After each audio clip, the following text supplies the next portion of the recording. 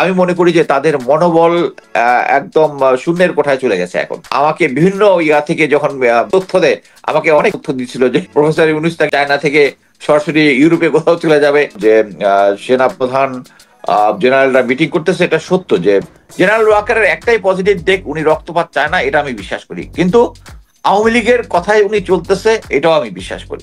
জেনারেলদের সাথে এর আগের দিন একটা মিটিং হয়েছে, কিছু জেনারেল ফিজিক্যালি এবং কিছু জেনারেল ভিডিও কলের মাধ্যমে যুক্ত হয়েছেন, এবং পরবর্তীতে ওইটার কনটেক্সট অনুযায়ী, ওখানে তো কি হয়েছে আমরা জানি না, বাট কনটেক্সট অনুযায়ী আজকে মানে বাংলাদেশ সকাল 10টার দিকে যে একটা অফিসার্স অ্যাড্রেস হয়েছে, ওখানে উনি যে বক্তব্যটা দিয়েছেন এটার মধ্যে সবচেয়ে ইম্পর্টেন্ট জিনিস আমি যেটা অ্যানালাইজ করে দেখলাম সেটা হচ্ছে body language. He was very হাম্বল। মানে আগের যে তার ভিতরে উত্তপ্ত একটা ভাব ছিল, এটা এখানে দেখা যায় না। উনি খুব হাম্বলি উনি বলেছেন যে তার কথা স্মরণ করেছেন, এবং মেইন যে জিনিসগুলো বলেছেন সেটা হচ্ছে প্রথমে সবাইকে ধন্যবাদ জানিয়েছেন। সেনাবাহিনী যে এতদিন ধরে আছে ওখানে, তারা অনেক সময় পেট্রোলিং এর জন্য ঠিক মতো ইফতার করতে পারছে না। এগুলো অ্যাকচুয়ালি রুটিন অপারেশনাল এবং প্রশাসনিক অনেক কিছু উনি বলেছেন, যেটা আমরা আমাদের সৈনিকদেরকে যখন কাজে অপারেশনে থাকি তারা মোটিভেট করার জন্য আমরা সবসময় থাকি। যেখানে গ্রাউন্ডে অফিসার যারা আছে, কমান্ড সিও যারা আছেন বা কোম্পানি কমান্ডার আছেন, তারা তো এটা ডেইলি বেসিসে করেন, ডেইলি 2-3 বার করেন, যেটা সেনা প্রধান হয়তো বা মানে 15 দিনে বা 20 দিনে একবার বা 1 মাসে একবার করতে পারেন। সেই জিনিসটাই উনি করেছেন। এর পাশে সবচেয়ে ইম্পর্টেন্ট যে জিনিসটা উনি বলেছেন আমার কাছে যেটা মনে হয়েছে সেটা হচ্ছে, উনি বলেছেন ওনার কাছে ক্রেডিবল ইনফরমেশন আছে, ইন্টেলিজেন্স আছে, যে আগামী 1 মাসের মধ্যে বাংলাদেশে কোনো টেরোরিস্ট অ্যাক্টিভিটি, সন্ত্রাসী কার্যক্রম হতে পারে। আপনি যদি মনে করে থাকেন, 3-4 দিন আগে আমার যদ্দূর মনে পড়ে যে তৃতীয় মাত্রার জিল্লুর রহমান একটা লাইভ করেছিলেন। ওই লাইভে বলেছিলেন যে বাংলাদেশের সামনে একটা এরকম সন্ত্রাসী হামলা হওয়ার সম্ভাবনা আছে।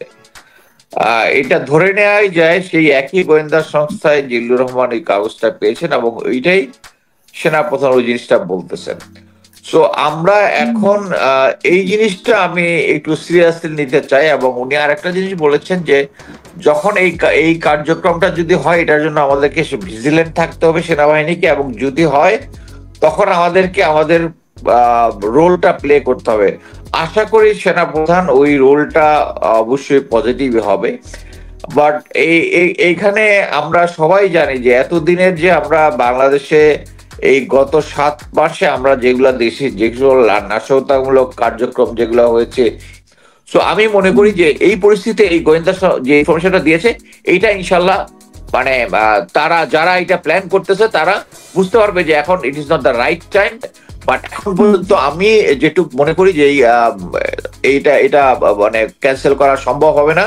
এবং বর্তমান পরিস্থিতিতে সেনাবাহিনী, গোয়েন্দা সংস্থা সবাই একটা রাইট ফর্মে চলে এসছে। বিভিন্ন ঘাত প্রতিঘাত আমাদের সেনাবাহিনীর এগেইনস্টে অনেক কমপ্লেন আছে।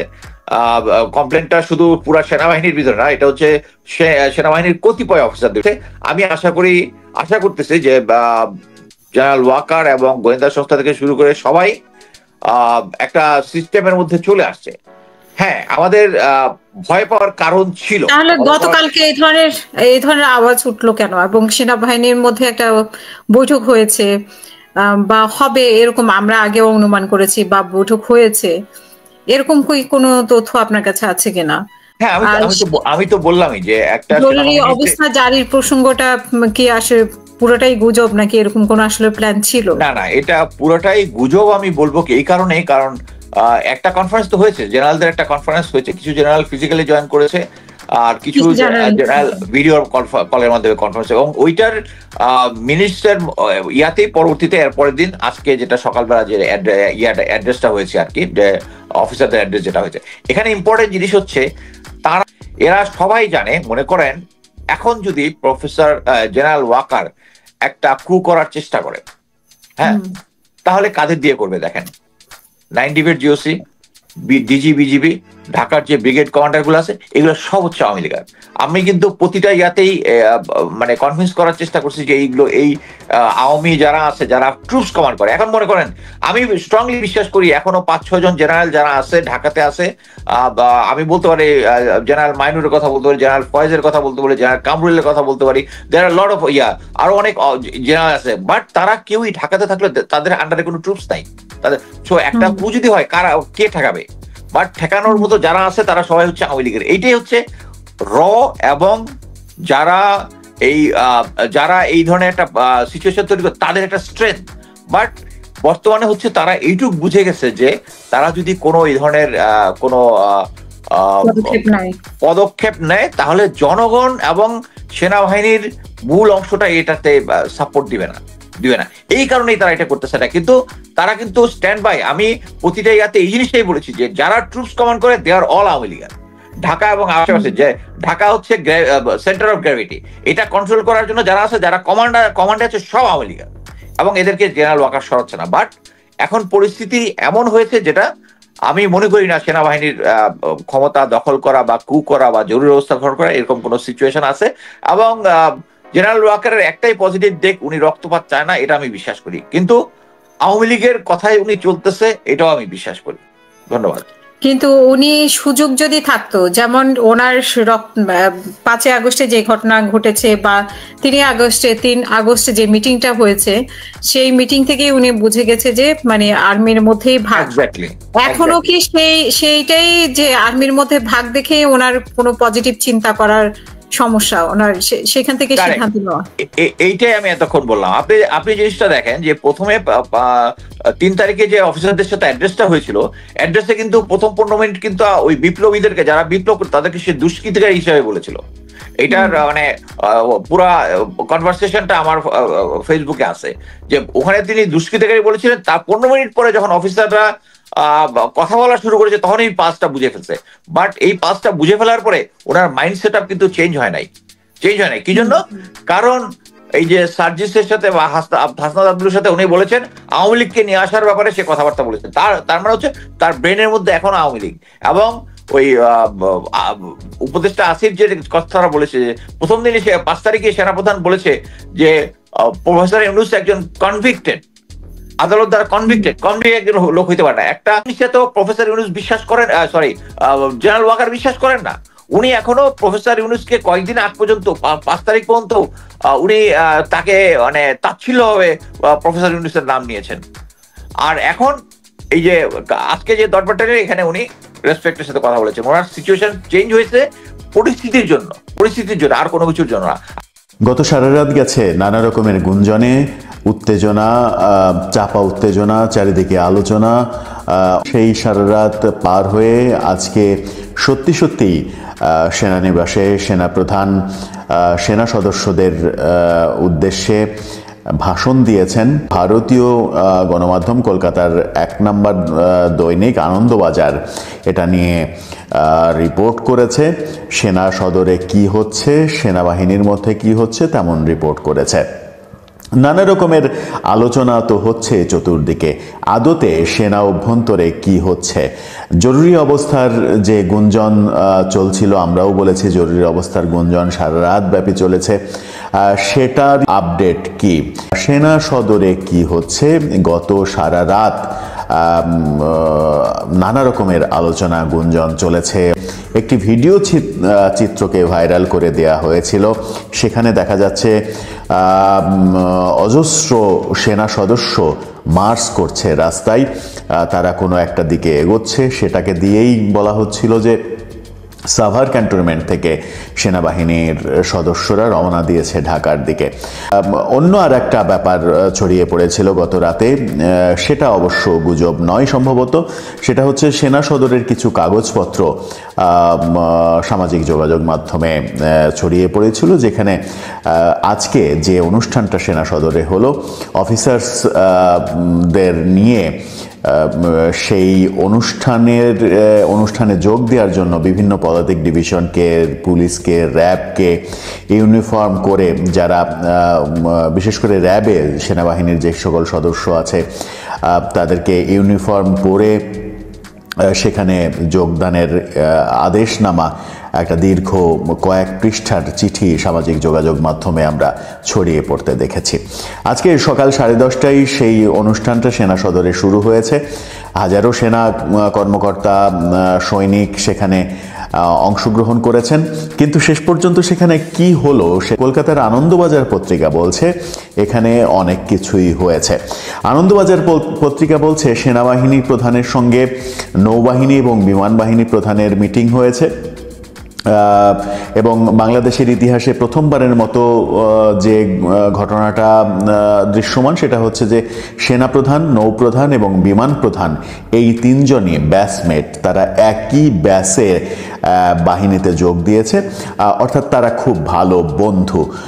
তিন বন্ধু মিলে কি করছেন বাংলাদেশের ভালো বাংলাদেশের জন্য, সুন্দর বাংলাদেশের জন্য, সেটা অবশ্যই আমরা অপেক্ষা করব। সেটা দেখার জন্য বাংলাদেশের কোটি কোটি মানুষও অপেক্ষা করবে। তাদের মধ্যে কি সিদ্ধান্ত হয়েছে শোনা যাচ্ছে, বাতাসে কান পাতলে শোনা যাচ্ছে যে নৌপ্রধান এবং বিমান প্রধান সেনাপ্রধানের উপরে আস্থা রেখেছেন, বলেছেন যে আপনার প্রতি আমাদের শতভাগ আস্থা রয়েছে, দেশের কল্যাণে যে সিদ্ধান্ত ভালো হয় সেই সিদ্ধান্ত আপনি নেবেন।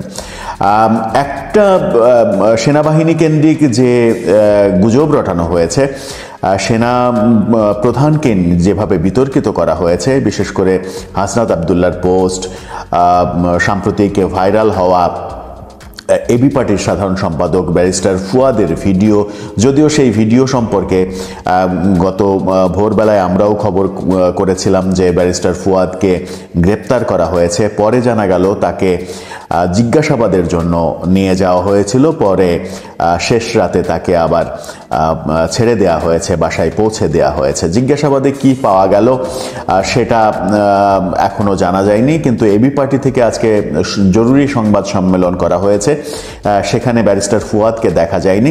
এবি পার্টির চেয়ারম্যান সংবাদ সম্মেলন করেছেন এবং এটাকে গুজব, ব্যারিস্টার ফুয়াদের গ্রেপ্তারকে গুজব হিসেবে তিনি ট্রিট করেছেন। তিনি বলেছেন যে এই গুজবও ছড়ানো হয়েছিল যে আমার যে এলাকায় অফিস, সে এলাকায় সেনাবাহিনীর বেশ কিছু রণতরী এসেছিল বিভিন্ন কাজে, গুজব রটিয়ে দেওয়া হয়েছিল এবি পার্টির অফিস সেনাবাহিনী ঘিরে রেখেছে, কিন্তু সেটাও গুজব। ব্যারিস্টার ফুয়াদ গ্রেপ্তার হননি বলে তিনি দাবি করেছেন। ব্যারিস্টার ফুয়াদকে জিজ্ঞাসাবাদের জন্যও নিয়ে যাওয়া হয়নি, তার মানে হচ্ছে যে আইন শৃঙ্খলা বাহিনী ব্যারিস্টার ফুয়াদের কাছে আসেনি, এমনটা দাবি করেছেন তিনি। এবং সব থেকে বড় ব্যাপার যেটা, সেটা হচ্ছে যে ভিডিওটা ভাইরাল হয়েছে, সেই ভিডিওটাকে তিনি জুলাই আন্দোলনের সময়কার ভিডিও হিসেবে দাবি করেছেন। বলেছেন যে এটা আন্দোলনের সময়ের ভিডিও, আন্দোলনের সময় আমরা অনেকেই অনেক কথা বলেছি, সেটাকে এখনকার ভিডিও হিসেবে চালিয়ে দেয়া হচ্ছে।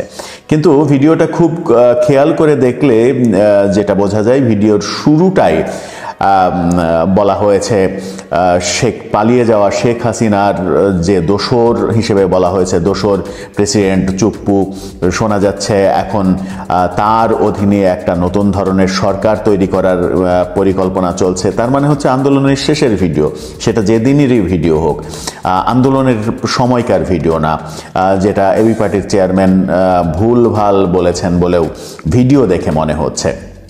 হতে পারে সেই ভিডিওটা পুরনো ভিডিও হতে পারে, আন্দোলনের পরপরের ভিডিও হতে পারে,